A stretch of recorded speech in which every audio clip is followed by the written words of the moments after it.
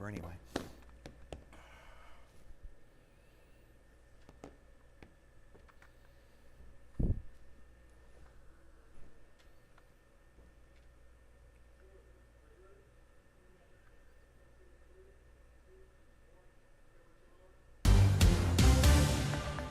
Hey everyone, Chief Meteorologist Jordan Frazier here. We have been getting a whole lot of rainfall over the last not even just 48 hours. Let's talk in a matter of weeks. We have gotten so much rain. This is just the last 48 hours. So think about that. Within just 2 days, I'm starting to see oranges and yellows on here. So let me kind of zoom in. So this is really what our radar is able to pick up down at those lower levels. We got a multitude of flood warnings, flash flood warnings, and they went ahead and reissued the flood watch. We got a lot of standing water. We got some rivers overflowing.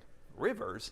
The Rio Grande is starting to overflow and spill out onto the side. So lots and lots of flooding problems, road closures across the majority of West Texas, especially the Permian Basin. So let me zoom in on a little bit of this stuff. You're noticing a lot of these green boxes. These green boxes represent the flash flood warnings. They are currently in effect, and a number of them are in effect for quite some time, or they are extensions of ones that have been in effect since yesterday. So let's go right into the Permian Basin. So Midland all the way through Upton County and toward Rankin. Let's talk about that one in particular. We have seen a lot of that purple, a lot of that red. What does that represent? Well, that purple and that red represents right about that 1 to about 5 inches of rainfall. So definitely that brighter purple or that darker purple closer to that red, that's going to represent about 3 inches of rain. And then you're going to have a lot of that red mainly along 349. That's going to be one of our major highways that we talk about and that we take on a number of drives with as well. So this is a flash flood warning. It's in effect until 3:30, so another hour on that. About 109,000 people in that area. They're saying it is observed. Now, what exactly does that mean? So let me go ahead and break that down just a little bit for you.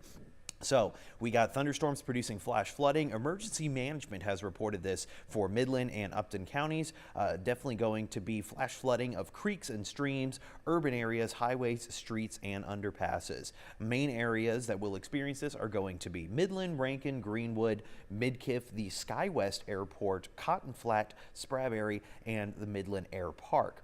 So what's the typical rule of thumb when it comes to this? Well, it's actually going to be just turn around, don't drown. I know we have a lot of big trucks, big SUVs. You see a little bit of water and you know what? You think, I can make it through. I got a bigger truck.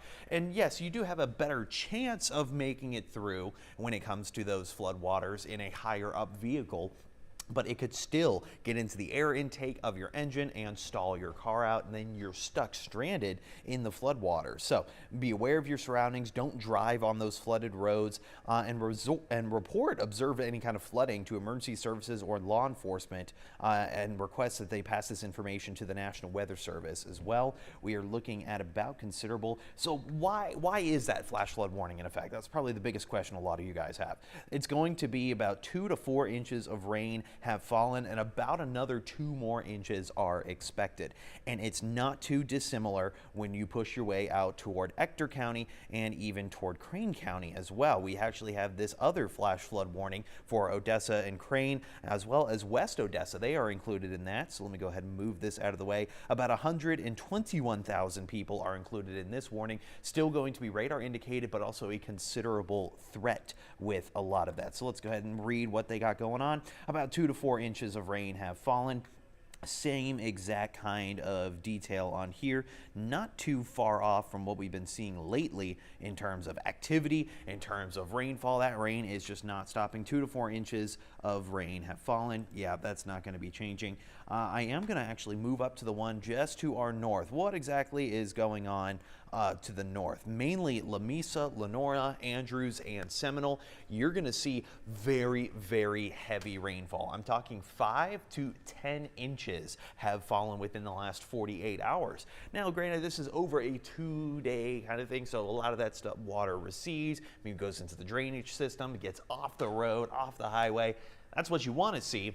but we're also still seeing the chance for more of that rain to continue to fall. Let's break down exactly what this warning is in particular. Still going to include Andrews, Lamesa, Seagraves, Seminole, flash flood warning until 4:30. So a lot of these still only have maybe an hour, 2 hours, but keep in mind, it is still raining. That is not going to be stopping anytime soon. So let's go ahead, find my remote, and we can jump right ahead into exactly what we're looking at. So outdoors, okay, plenty of cloud cover and cooler temperatures. Looks pretty good, but then you actually get rid of that. You start to see a lot of those roadways, still just steady rain falling. It's nothing too heavy, not looking at thunderstorm activity, but I'm still looking at just a lot of rain, very wet roads, not a lot of cars driving out there, which is actually going to be good.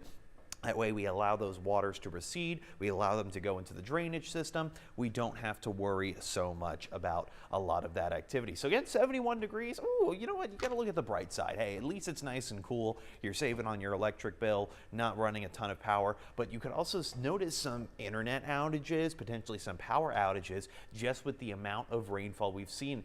It could loosen up some gravel, some dirt, maybe some trees could fall over. And it doesn't even have to be windy. It could weaken the structural integrity of those roots because honestly, we have a lot of sand more than anything else. So our soil is not built to withstand a lot of that very heavy rainfall for prolonged amounts of time. Notice this. Okay, that's a lot of green. What's going on here? So we got flood watch. Flood watch is in effect for the entire area, and this extends all the way outward toward Abilene, towards San Angelo, even all the way down towards San Antonio. But then all of those greens, the lighter greens, what is that? Those are going to be those flash flood warnings. They're in effect for Lamesa, Andrews, Big Spring, Midland, Odessa, all the way down toward Crane, as well as now going into the higher elevations, Fort Davis, Marfa, Alpine, and even extending down toward the Rio Grande, Presidio, Big Bend National Park. We're getting reports of actual water, coming out from the Rio Grande because of how much rain has continued to fall. But let's look at that radar. Okay, what is this? This looks like an absolute mess, and it looks like something is spinning on here. You guys see that too?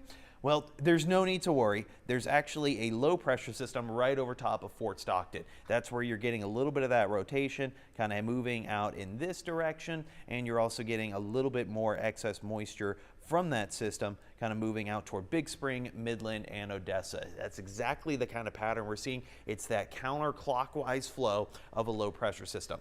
So you're probably wondering, Jordan, you said it was going to be not as bad over the next couple of days. Yeah, I mean, I said that. I was wrong. And all the models were completely wrong with that too. They did not estimate that this low pressure system was going to stick around. They assumed it was going to move farther and farther out to the east, kind of out toward more so Sonora, more so San Antonio, and give central Texas plenty of rainfall, because we've seen our fair share and a fair amount. But let's also talk about just this mess going on. Still some thunderstorms associated with this stuff. Now, nothing is severe. I want to make that absolutely clear. Nothing is severe, but we are looking at consistent flooding all throughout the afternoon and into the evening, because more and more rainfall is going to continue. Out toward Eunice, I'm actually seeing a little bit of that thunderstorm activity kind of within this little band here. A little bit of thunder, heavy downpours are expected. Out toward Big Spring, Garden City, let's go ahead and pause that radar. This is going to be what we're currently watching. Yeah, just going to be a quick little band of some more moderate to heavier downpours. Not so much for Midland, Odessa, and even Andrews. Looks to be catching a break for now, as this system is going to kind of track a little bit more upward, kind of toward Gale, toward Snyder, maybe even kind of the outskirts of Colorado City. And then this stuff out toward Eunice might actually begin pushing its way a little bit farther down to the south, because you're kind of following where that low pressure system is, maybe down toward Kermit, maybe even toward Monaghan. So let's go ahead and kind of play that loop.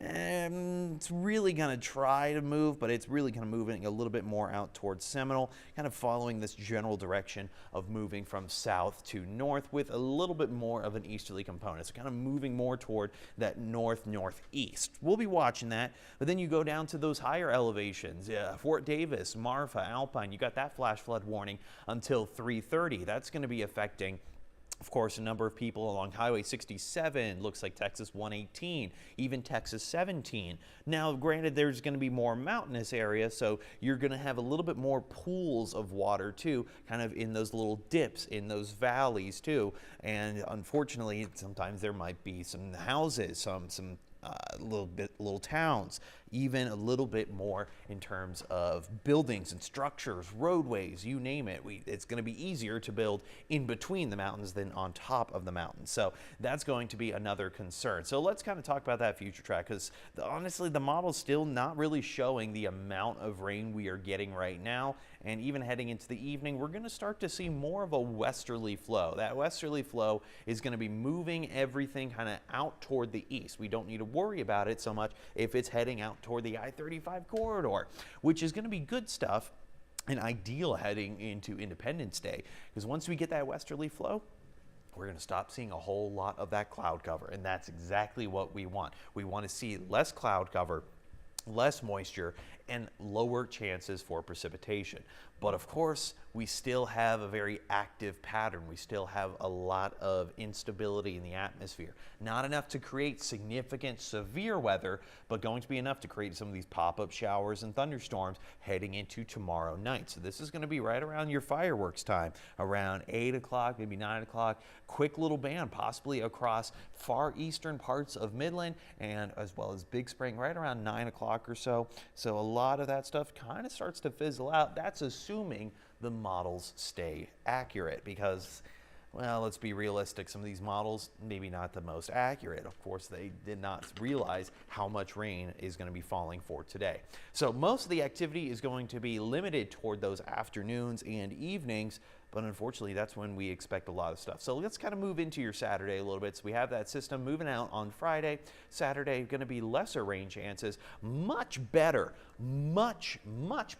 heading into the weekend. That's exactly what we want to see. Much better conditions heading into the weekend, but still going to be some of those lingering little pop-up showers and maybe a quick rumble of thunder. Now, I'm not looking at any kind of severe risk for a lot of this, which is going to be really ideal. But how much more rain can we see? Because that's the thing. You can get, non-severe weather, but then it leads to a lot of flash flooding, just like we're seeing now. So how much more rain is expected over the next 48 hours based on the model I just showed you?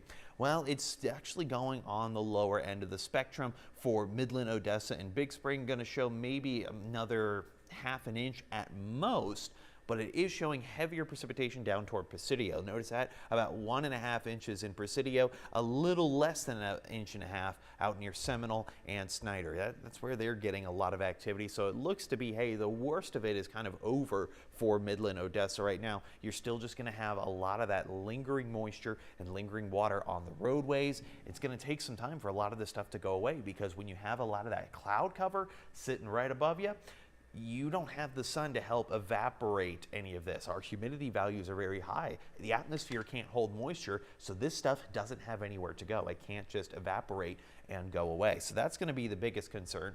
But what's also interesting is the fact that our newest drought monitor was just released today. So why is much of the Permian Basin in a drought, and why has it been extended, as a matter of fact? Well, keep in mind, the drought monitor is showing a lot of that information from Tuesday to Tuesday. So this does not include anything we got on Tuesday, Wednesday, or today. So even with Monday's system, it wasn't enough for the Permian Basin. Now, of course, it does not include the last couple of days, but we are noticing a bit of a dip in those higher elevations.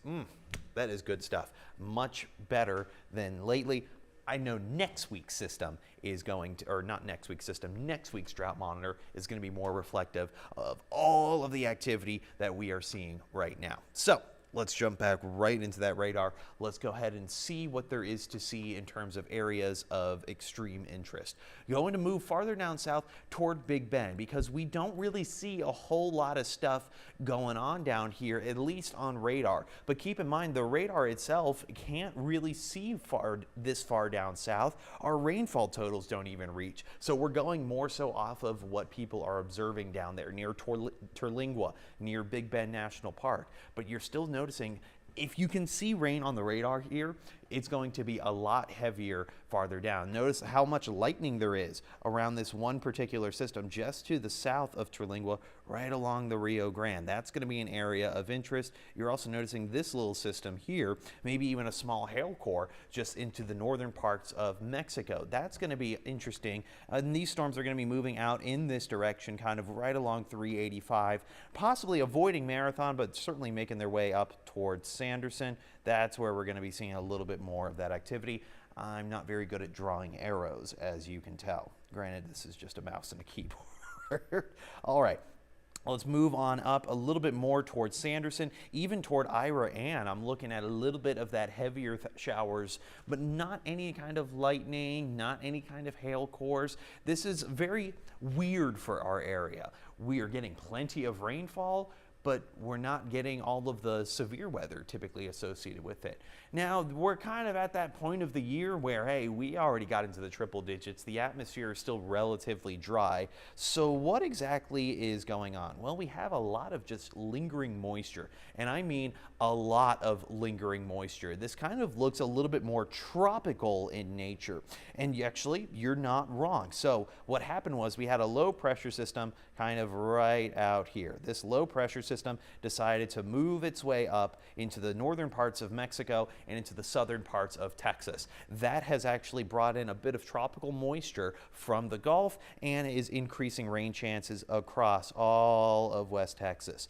But we also have a third thing too. We had basically another low pressure system that is kind of situated right on top of here. This is associated with a cold front, but it's also a stalled out front. So you have kind of this frontal system. It's kind of just sitting right over here, not doing a whole lot, but just giving us the moisture that we need. So we have kind of the perfect setup to see rain just sit over top of us and just continue dumping rain all throughout this afternoon and evening, and also from the last couple of days. This stuff is just not going away. But we are going to start to see, a little bit lighter note stuff as we head toward the weekend, because this stuff is going to be moving its way out of our area. I want to show you guys another one of the models I have. This one is going to be a little bit more on the aggressive side, so don't be frightened when you see it. So this is going to be the HRRR. This is what a lot of the National Weather Service uses to track a lot of these showers, storms, and it is a relatively good model for very short range stuff. I'm talking this thing only goes out about 36 hours, so it's not good to it's good to show you, hey, what's going to be happening tonight and tomorrow, but that's about it. So I'm watching this entire system. Okay, it's going to still be a little bit more on the heavy side, but it's still showing very, very isolated. Let's hope a lot of this stuff begins to weaken as we head into the late afternoon and evening, because of just how much rain is continuing to fall. It's not going to be going away. It is showing some heavier stuff down farther south of Interstate 10, mainly around Sanderson, around Dryden, south of Alpine, maybe more so Marathon and northern ends of Big Bend. But then we even see a little bit of stuff out toward Carlsbad, moving its way into southern Lee County, even Lovington County, or Loving County, still seeing a lot of the stuff kind of fizzling out. But let's also show what exactly this model is going to be seeing for 4th of July, because this is going to be a lot of stuff kind of just sitting right over top of us. All right, it's actually showing very dry conditions. This is tomorrow, 5 o'clock, 6 o'clock, 7, 8, 10 o'clock.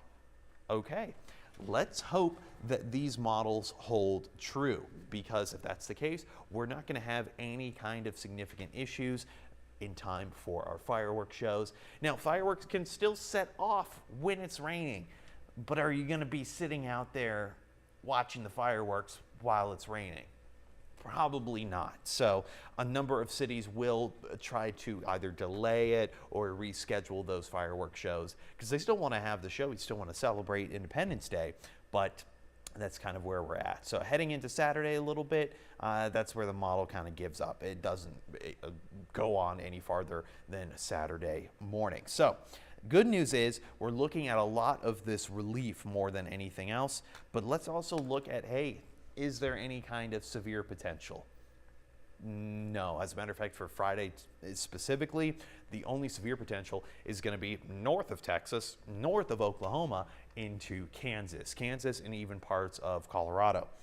So that's good news. We're not going to see any significant severe weather. But what about today? Was there any kind of severe risk today that showed, hey, maybe I should have been a little bit watching this stuff a little bit more?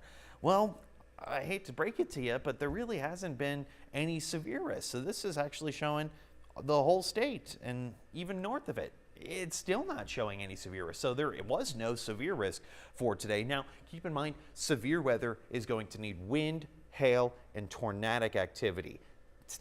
Flooding is not one of them.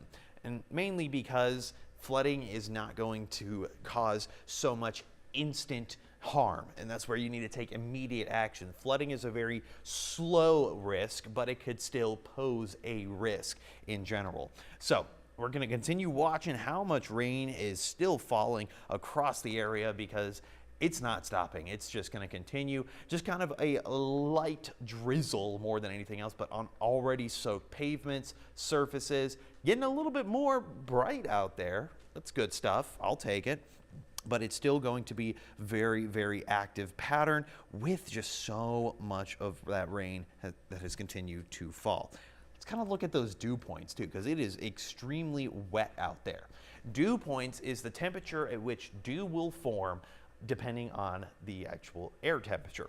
It's a measure of humidity. So the closer the dew point is to the actual temperature, the closer we're going to be to actually seeing a lot of water.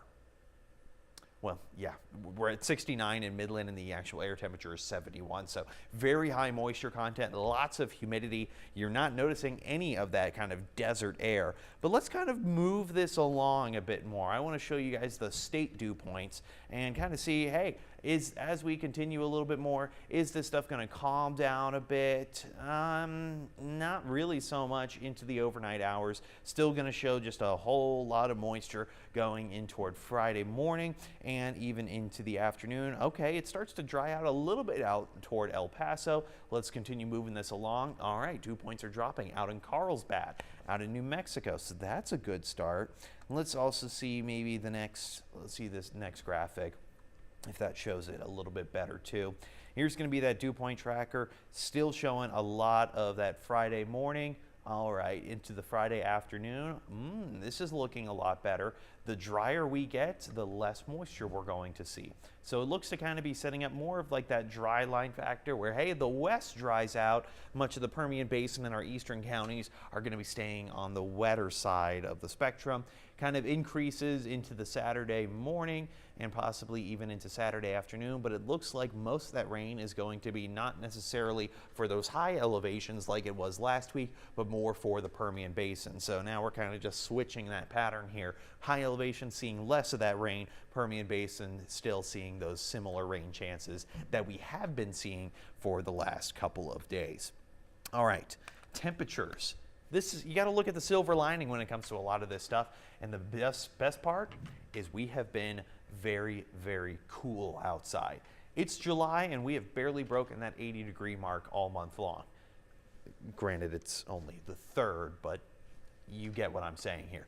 Lots of those cooler temperatures, mix of those 70s, couple 80s in areas that aren't seeing as much of that rainfall, but maybe seeing a little bit more of that flooding as well. I will be gathering a couple of pictures. If you guys go ahead and send that in to us, I can also post them online. I can post them on social media. We can also share them in some of our shows as well. So that's going to be some pretty good stuff.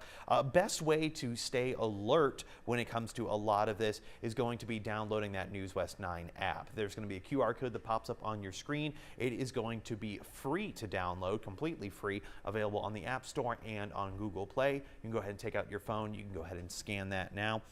We're going to continue watching a lot of this stuff as we continue into the afternoon and evening. No hail, no significant severe weather, maybe some rumbles of thunder, but going to be flooding more than anything else. That's going to be the biggest issue with a lot of this stuff.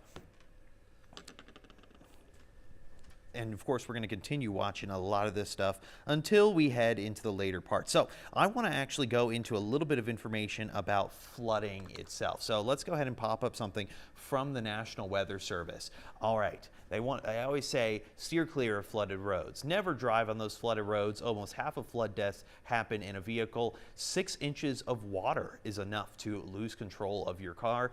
If you encountered flood waters on roadways, you know, the old saying, turn around, don't drown. I believe it was actually a famous country singer. Don't ask me which one. I genuinely don't know. All right. Here's a situation that very rare out here, extremely rare, but you could encounter situations where you're kind of stuck on those flooded roads, but also could be your house too. So you always want to make sure that you are moving to the highest possible floor. If the highest floor becomes dangerous, get on the roof. Now this is going to be more so for areas near a lot of those rivers, a lot of those lake beds. We don't have a ton of those out here, but this is still important. Don't go into an attic. It is very hard to get out of an attic in case the attic becomes flooded. That's another thing. You want to make sure that you guys are staying safe out there, and don't attempt to travel. If the flood is coming into the interior of a house, it is not going to be moving it's already going to be moving your car around. So there's that. So keep that in mind. You want to make sure you're not attempting to travel, but also you want to watch out because 6 inches of water can knock a person off their feet. Moving water, that is. So especially if you're around any kind of drainage system, any kind of rivers nearby, that's going to knock you right off your feet. All right, we're also going to say 12 inches of rain can carry away any regular passenger vehicle like a sedan, coupe, or even convertible, but then 18 to 24 inches of moving water can carry away an SUV or truck. And you think to yourself, well, Jordan, you said we've been getting maybe about 2 to 4 inches, maybe about 6 inches of rain and water until like for the last 24 hours, and we're expecting about another inch or more. So at most, we're getting right around 6 inches. So why am I so concerned when it comes to driving? Because it's going to be how much rain has fallen in a particular area, but you're also not thinking about where that water is all going to. You're going to have a lot of runoff, so it's going to be combining with more and more water, and that water is going to be moving. It's going to be moving along bridges. It's going to be moving along roadways, highways. There might even be some travel delays as a result of some of this stuff too. So latest on a lot of this stuff, we're going to continue to see a whole lot. It looks like we got some information from Midland. Dispatch has reported 16 calls for high water rescues inside the city of Midland as of 2:30. So 16 people have called because they are stuck in that high water, in that flood water. So it is extremely important to make sure that you guys are avoiding those flood waters. You don't want to be, stuck. It's honest. It's embarrassing. It's not the best kind of situation. So we're going to continue to watch flash flooding, continuing for much of Brewster County, Jeff Davis County, Central Pecos County, and Presidio County. So that's going to be those high elevation ones that were in effect for much of yesterday because of how much rain has fallen, but they are continuing that flash flood warning until 3:30. Thunderstorms producing that flash flooding. Still lots of stuff. Creeks, streams, urban areas, highways, streets, and underpasses. So still plenty of rain. That's not going to be stopping anytime soon. All right, let's go ahead and jump right back over to the radar, or actually, how much rain has that fallen? Looks like still a lot of rain. You can really see where the actual radar itself cuts off. You're getting that cutoff right along here, and we can't really measure a whole lot of the rain. Well, those are going to be areas where we're continuing to see more and more of that stuff all across the area. As we continue 48-hour rainfall, it has just continued non-stop raining. All right, more and more of those flood warnings and those flash flood warnings are going to continue into the late afternoon and evening. Let's see how long this flood watch is in effect for. We're going to stay on the air for the next about 5 minutes or so. So go ahead and bear with me, and then we can go back to our regularly scheduled programming. Looks like much of San Angelo, even out toward Abilene, going to be under that flood watch until tomorrow at 7 a.m., while the one on top of us, that's going to be in effect until just 1 a.m., mainly because a lot of the rain, showers, and storms are going to be moving all their way out in toward more so the eastern regions. It's going to continue for much of the afternoon and evening. So when you see that it says, oh, 1 a.m., that means it's safe after 1 a.m. Not necessarily. You could still see plenty of rainfall across much of the area. You still see that low pressure system sitting right on top unforked obstructing. Ooh. Pops in the Park has been canceled, but the fireworks will continue. Pops in the Park out of Big Spring, I'm just being told, has been canceled, but the fireworks show is going to continue. This is because of all the heavy rainfall across much of the Permian Basin, across much of the I-20 corridor. You still have those flash flood warnings in effect. You can see on radar just how much more and more rain is going to continue to fall. No other word on anything from Midland or Odessa, but Pops in the Park has been canceled, but the fireworks show will continue. So you could still launch off the fireworks when it is wet out there, but keep in mind it is still going to be very soggy. You know, you could even drive on grass that seems dry, but then your car ends up sinking into the grass too. So keep that in mind. Could be even mud too. I know for yesterday we did a report that Pecos is going to actually be delaying some trash pickups because a lot of the dumpsters are going to be in those alleyways, and those are very muddy, and the actual garbage trucks can get stuck. So unfortunately, we're kind of at a combination of a number of issues here. We are starting to get a lot of calls about people stuck in the floodwaters from emergency management. We are getting a couple of delays for events, even just regular government work or even city work.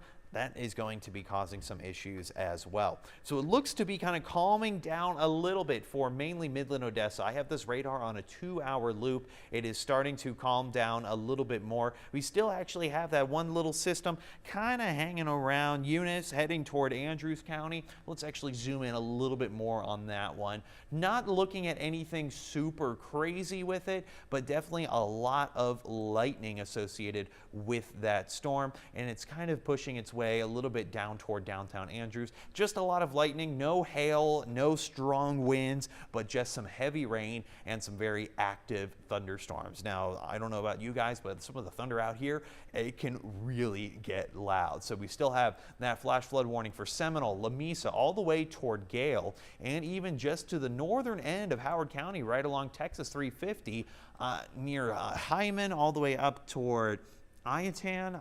If I'm butchering that name, I apologize. I do see a little bit of that line of those showers, storms, kind of right along this area. It's not going to be anything crazy. It's just going to be a little bit more of that heavier rainfall that we've been watching for the past couple of days, and even more so for today. We're going to continue to keep our eye on that. Looks like a lot of Midland and Odessa is just getting more of that just lighter rain